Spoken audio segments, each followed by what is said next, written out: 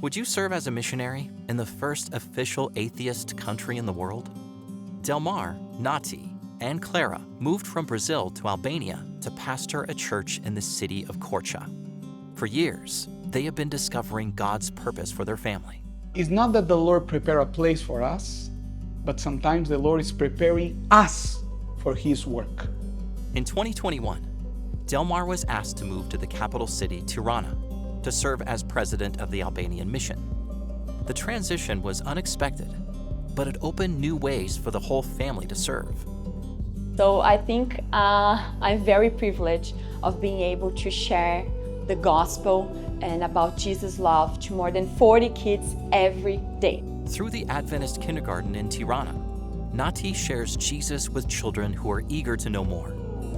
Usually during Easter time here in the kindergarten, I do like the Holy Week. Then I said, look, this is just a small taste of Jesus, remember? And suddenly all the kids, like 40 kids, were shouting, more of Jesus, more of Jesus. And I get very emotional when I share this because I think that's my purpose here.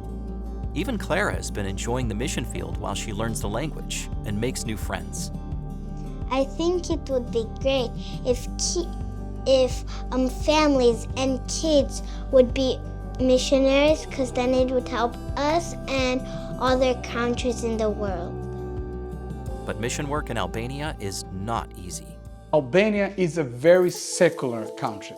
In fact, many people, they have a skepticism toward religion. So it's very challenging to work here, especially when you try some traditional methods for evangelism, because people really don't care much.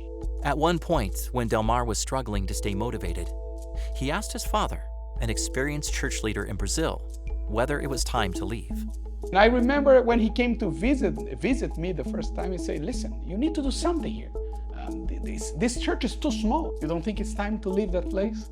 You don't think you should come to a place where you get more results? I understand him, because in some way, when we think about how to evaluate ministry, usually we focus on some numbers, results, only baptism or things like that. And I remember that we were talking, and this idea of, listen, even being a small light, very weak light, if you are in a very dark place, sometimes you can make a better difference than if you are in a place that's already many people shining in some way. Delmar knew his family was right where God wanted them, but he longed for his father to understand as well. And after a couple of hours, he came back and said, son, you are right. You should not leave Albania. You should stay there. You should continue work as a missionary. There are many, many people in this world, they don't know Jesus, and they need someone to preach to them. That affirmation reshaped the family's focus. And if someone asks me, but why to send more people where your church is not growing? Why to send more people where there are so many challenges, Well, I think there's exactly we need more people, because it's more difficult. When you become a missionary, your focus is not anymore on the place, your focus on the people. And that's what I think what makes the whole difference. From Korça to Tirana, through challenges and opportunities, the mission continues. Please pray for Delmar, Nati, and Clara, and for the people of Albania.